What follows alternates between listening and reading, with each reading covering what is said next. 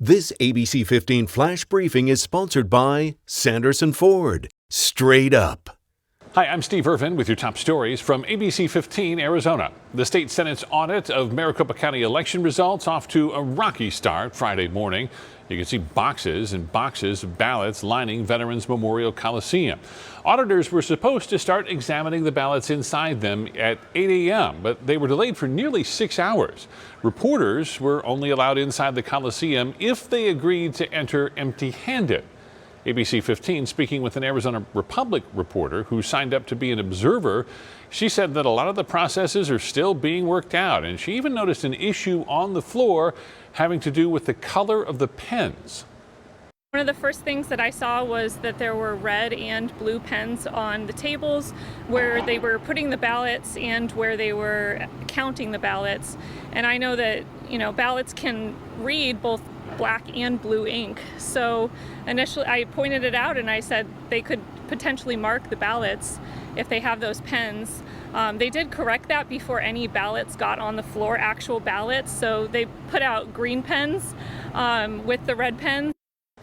The audit is expected to cost the state at least $150,000. There have been no signs of fraud or misconduct in Maricopa County's 2020 election whatsoever.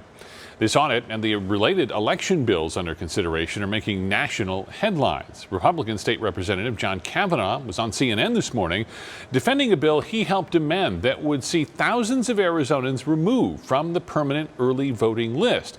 That's the list that automatically sends out mail-in ballots to voters. I don't think we should send people ballots if they're not interested. But if they're interested in voting, I would never stop somebody from voting.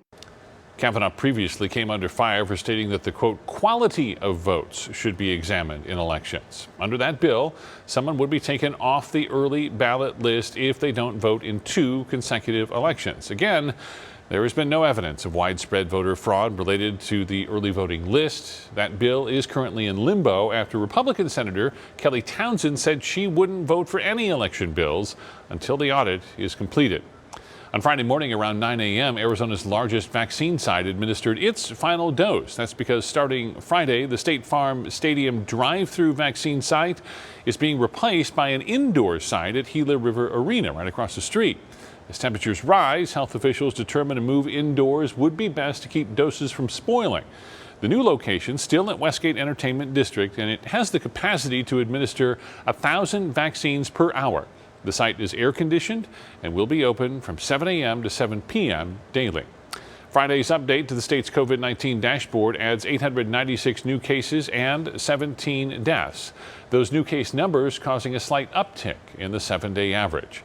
In the state's race to vaccinate, 2.8 million Arizonans and counting have received at least 1 dose of a vaccine, while more than 2 million are now completely vaccinated. New appointment slots for state vaccine sites were released Friday morning, and you can book your shot at podvaccine.azdhs.gov. Oscar Sunday fast approaching, and you should be ready for this year's event to look a little different. Nominees are encouraged by the Academy to attend in person with safety precautions in place, but those in other countries will be attending virtually from several hubs around the globe. Oscars producer Jesse Collins saying that this year's ceremony will feel more like a movie itself.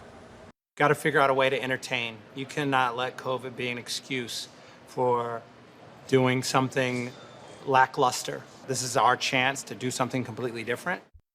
Insiders also telling us nominees for Best Original Song will be performing at outdoor venues before the ceremony begins.